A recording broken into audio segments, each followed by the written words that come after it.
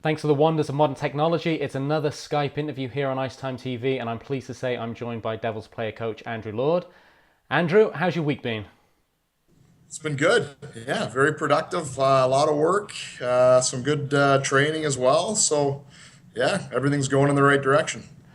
Talking about going in the right direction, more good news for Cardiff Devils fans. Another signing to announce, another re-signing, and fan favourite Joey Haddad back for a third season. Yeah, couldn't be happier to have Joey back. Great person, great guy.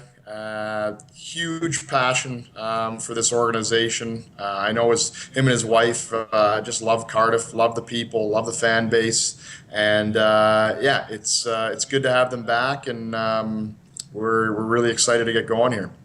Now, obviously, Alid, Gaz, and myself are in the honoured position of commentating on Cardiff Devils games. And when we speak about Joey Haddad, during game, the thing we tend to say about him the most is he just plays so well down low, behind the net, cycling the puck, protecting the puck. He can play power play. For not the biggest guy in the world, he uses his body. He goes to the dirty areas. So he's just a player that brings a whole skill set to your team. Yeah, absolutely. You hit the nail on the head there. He's great down low with puck possession, protecting the puck. He's just so hard to move off it. He's great in and around the net. He really uses his size to create space. He drives into opponents and then cuts back off them.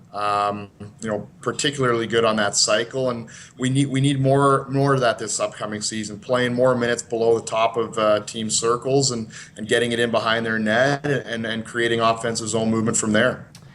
Now, it is his third season, along with a number of other players like Joey Martin returning for a multiple season stint with the Cardiff Devils. In terms of leadership roles, and I'm not going to press you on who's going to have captaincy or letters, what have you, but is Joey Haddad that type of player in the locker room who can really take on a leadership role and knows what it means now to be a Cardiff Devil?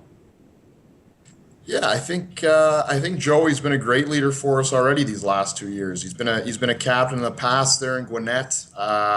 It's unbelievable to see how much I played with him when he was, I think, a 19 or 20-year-old rookie there in the East Coast League, and to see his progression, it's incredible. He's a great person. He communicates so well. He's always vocal. He always gets the guys in on stories and talking about hockey as well, obviously, in and around game time. And he's got a good head on his shoulders. And, I think, going forward here, he'll lead even more so than he has the last. Now, when we do get to interview him, he's one of the best guys to interview on the team. He's never short of a word. I hear he's a great cook. He also seems to be one of the best chirpers on the team. We don't have NHL mic'd up with IceTime TV yet, but when we can kind of lip read occasionally. He seems like a guy who likes to communicate on the ice. Yeah, I think you got him on a couple of his nicknames there actually with the boys, but yeah, he loves to chat.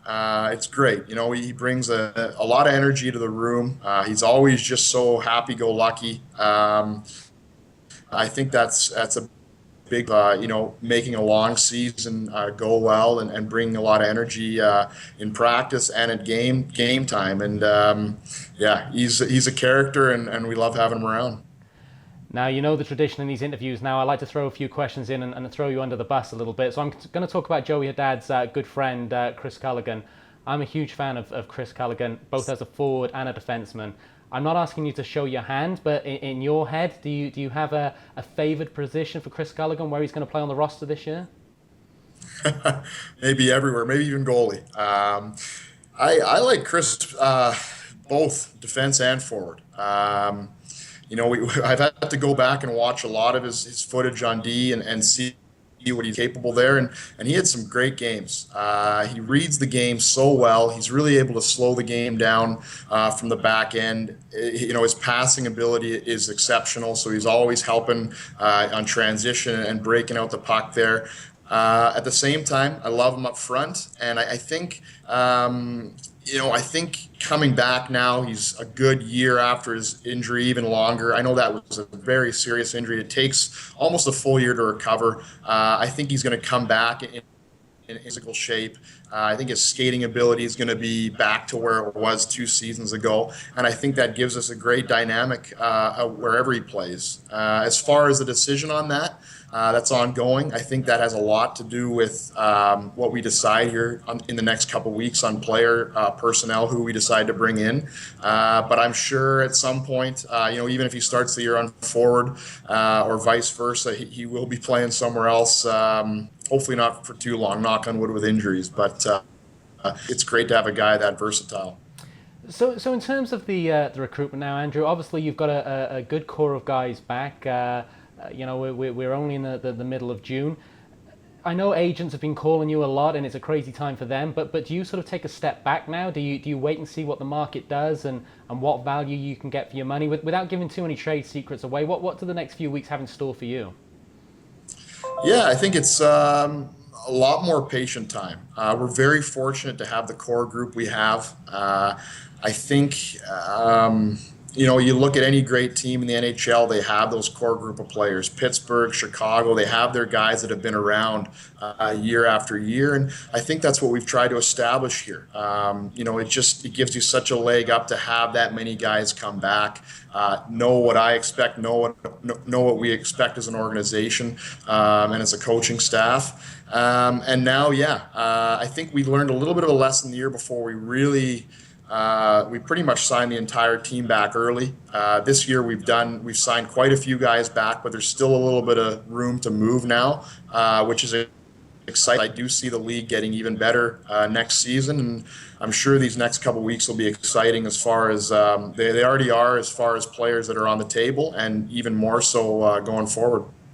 Now, I'm sure he's only pretending to do it to avoid me, but every time I'm down at the rink now to do interviews, Todd Kelman seems to be on his cell phone.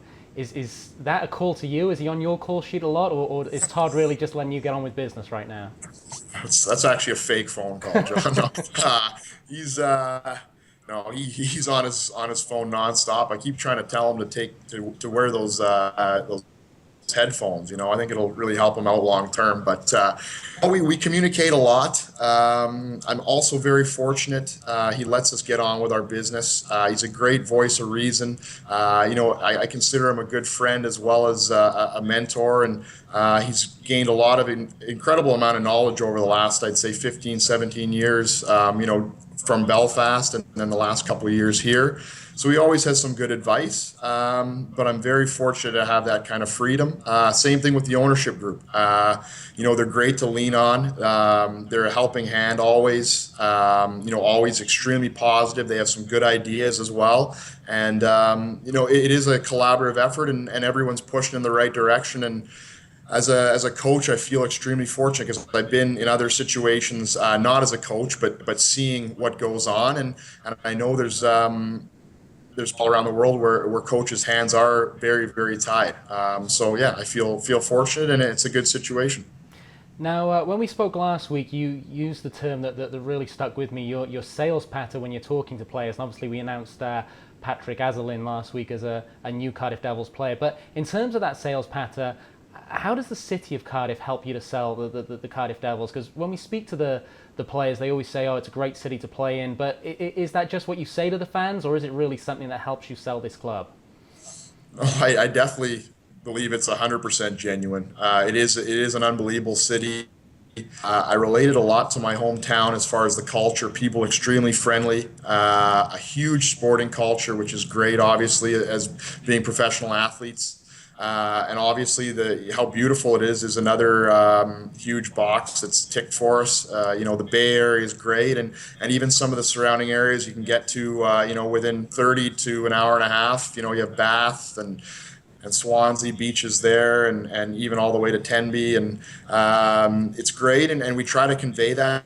I think initially, when I make an initial call or initial message, they probably don't know anything about it. But, then we send them some info, and at the same time they do their research, and then they start to really hear how great it is. And it is a huge leg up. And I think now, especially with the rink, I think that's the final, check mark to really push us over the top. We're able to just offer such an incredible package on all fronts for players, and I think it's really showing with how many guys want to come play here.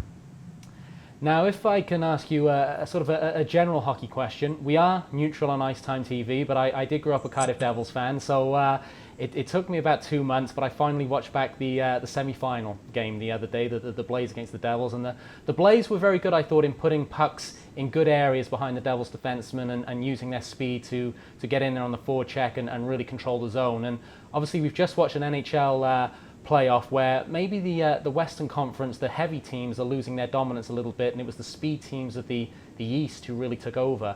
I know hockey is always evolving, but do you see a kind of a rapid transition now going from that power game to a more speed game, and do you think that will filter down to the British game? I think how much the game's changed. You look back probably 12, 15 years ago now when they made the rule changes. They cut down on the clutching and grabbing, and they really started to enforce the interference penalties. And slowly but surely, the game got faster and faster. And I feel like the last couple of years, it's just the top's been blown off, especially in the NHL. The speed of the game. When I go back and watch these teams play, it's phenomenal. I've never seen a team, I think, have so high-end speed forwards as the Penguins did there in the Cup final. I don't even know if they really had an out-and-out power forward in their lineup. I don't think they did, but everyone could skate. Everyone was playing the right way. Everyone was still finishing their checks and going to the dirty areas, but you can just see how difficult it is to defend a team with that kind of speed when you're not able to hook, when you're not able to hold anymore. And I think Coventry, they definitely had some success against us there in Nottingham. I think a couple of their pickups, Bruton can skate, and Walker has some decent wheels on him, and I think their team speed got better throughout the season, and that was definitely something they capitalized on there in that one-off game. As far as our league in general, I think it is a few years behind the NHL as far as speed and whatnot. I think even the culture, we like that bigger body style of hockey, physicality. But from what I've known about the league the last 5-6 years, it's made a big transition as well from straight physicality to a lot more of a higher speed game. And now there's even more Europeans coming into the league, and I'm sure that transition will take another jump this upcoming season.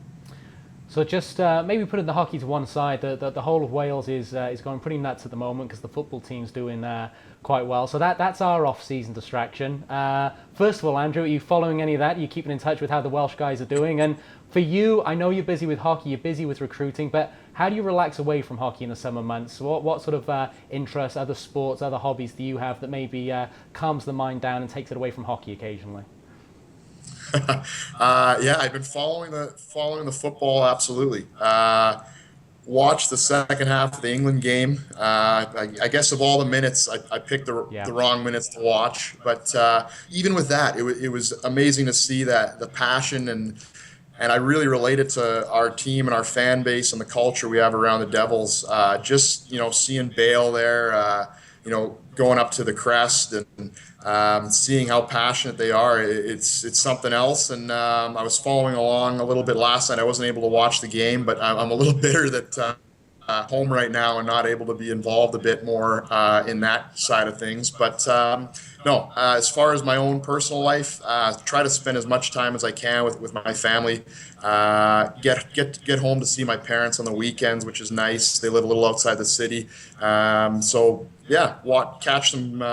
a bit of the basketball there. Watch LeBron win that championship. That was pretty neat too, coming back from 3-1 down, and try to get to the beach a few days here going forward. Maybe once the recruiting winds down, try to come back not quite as pale as I am right now. But it's all good on my end.